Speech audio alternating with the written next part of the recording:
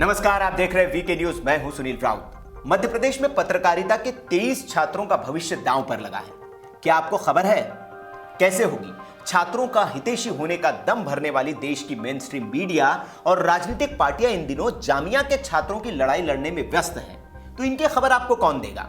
वैसे जामिया के छात्रों का कोई भविष्य दांव पर नहीं है।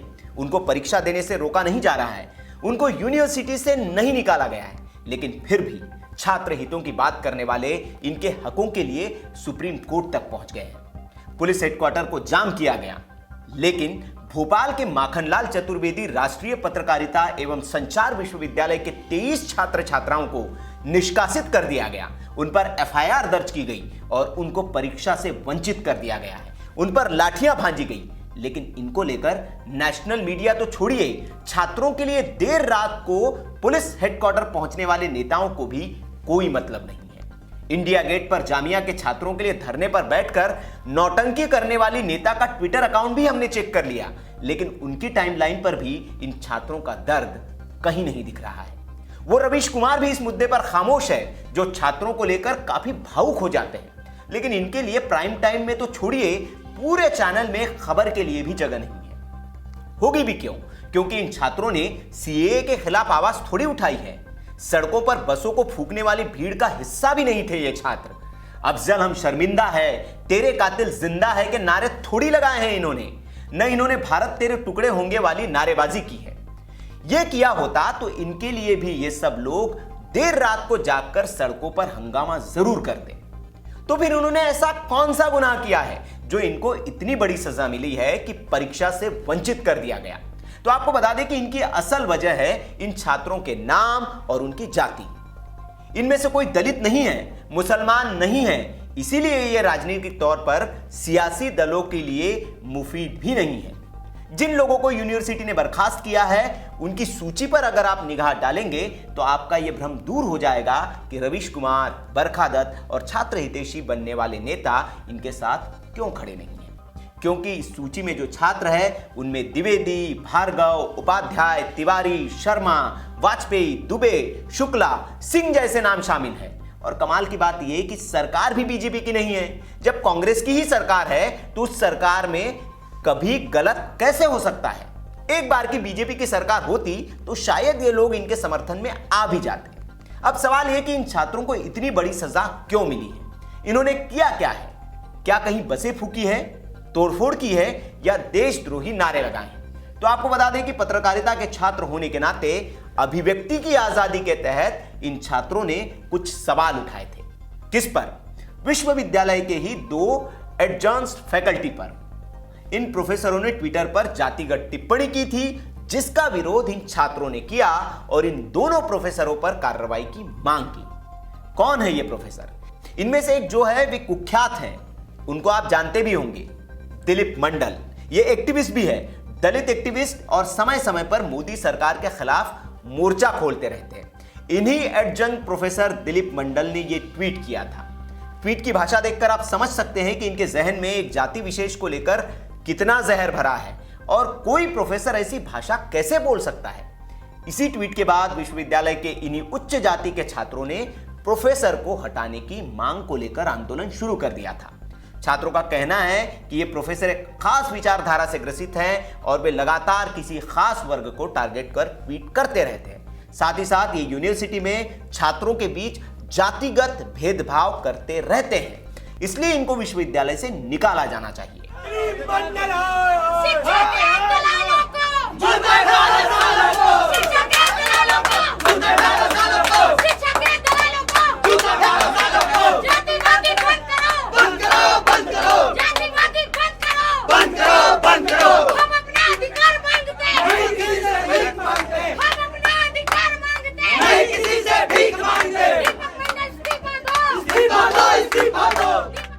छात्रों ने इन्हीं मांगों को लेकर विश्वविद्यालय परिसर में धरना प्रदर्शन किया। इसी दौरान छात्रों पर तोड़फोड़ का आरोप लगा। छात्रों पर सरकारी काम में बाधा पहुंचाने समेत कई धाराओं में न सिर्फ केस दर्ज किया, बल्कि इस दौरान छात्रों की पुलिस ने जमकर धुनाई भी की। लेकिन इनकी पिटाई करने वाले पुलिस के खिलाफ किसी ने सवाल नहीं उठाया, क्योंकि यह पिटाई कांग्रेस शासित राज्य की पुलिस ने की थी। यही पुलिस अगर बीजेपी शासित राज्य की होती तो छात्रों की पिटाई का मामला सुप्रीम कोर्ट भी पहुंच सकता था और पुलिस हेडक्वार्टर के बाहर प्रदर्शन भी हो सकता था। लेकिन ये छात्र ठहरे ब्राह्मण और ठाकुर, इनका कोई मानवाधिकार थोड़ी है। इनको पीटने की आजादी पुलिस को भी है और विश्वविद्यालय इनको परीक्षा से भी रोक सकता है। वो बात अलग है जब जेएनयू में देश विरोधी नारे लगे थे और तब छात्रों के निष्कासन की बात आई थी तो इन्हीं चंपुओं ने यह कहकर उन देशद्रोही छात्रों का बचाव किया था कि इस बात के लिए छात्रों के भविष्य को बर्बाद नहीं करना चाहिए। अब उनका यह तर्क कहां गया, क्योंकि छात्र उनकी विचारधारा के नहीं हैं। जिसके खिलाफ प्रदर्शन किया गया वो वामपंथी विचारधारा से ग्रसित है, इसलिए इन छात्रों को छात्र अधिकारों से ही वंचित कर दो। यही आपकी सच्चाई है। न तो आपको छात्रों से मतलब है न उनके भविष्य से। होता तो देश के सारे छात्र आपके लिए एक बराबर होते और उनके हितों के लिए आप वैसे ही खड़े होते जैसे जामिया, जेएनयू, रोहित वेमुला के लिए खड़े हुए थे। लेकिन आपकी नीयत ही खराब है। सिर्फ आप अपनी राजनीति चमकाना चाहते हैं। एक विचारधारा से घोर ग्रसित है आप। यही आपकी सच्चाई है। और आगे जब कभी आप छात्र हित की बात करके सड़कों पर आएंगे तो आपको इन 2 दर्जन से ज्यादा बच्चों का चेहरा याद दिलाया जाएगा, बार बार याद दिलाया जाएगा, ताकि आपका असली सच फिर उजागर हो और आपको अपने होने पर शर्म आने लगे। खैर, आगे क्या हुआ? मामला दिल्ली तक भी पहुंचा। साध्वी प्रज्ञा ने इस मामले से बीजेपी के कार्यकारी अध्यक्ष जेपी नड्डा को अवगत कराया और छात्रों के निष्कासन को रद्द करने की मांग रखी। प्रज्ञा ठाकुर ने विश्वविद्यालय के कुलाधिपति और उपराष्ट्रपति वेंकैया नायडू से भी मामले की शिकायत की। प्रदेश के पूर्व सीएम शिवराज सिंह ने इस मसले को विधानसभा में उठाया। शिवराज सिंह चौहान ने कहा कि छात्रों का धरना शांतिपूर्ण था, लेकिन विश्वविद्यालय प्रबंधन ने पुलिस को बुलाया। पुलिस ने छात्रों पर लाठियां बरसाई और सीढ़ियों से घसीटकर नीचे फेंक दिया। इसके बाद आंदोलनकारी छात्रों को भोपाल शहर से 20 किलोमीटर दूर बिलखिरिया थाना ले जाया गया। अपनी मांगों पर आंदोलन करने वाले 25 छात्रों के खिलाफ एफआईआर दर्ज करा दी गई और 23 छात्रों को बाद में निष्कासित भी कर दिया गया। यहां गौर करने वाली बात है कि यहां भी यूनिवर्सिटी कैंपस में पुलिस घुसी, छात्रों को घसीटकर थाने ले गई, लेकिन किसी ने भी इसके खिलाफ कोई आवाज नहीं उठाई।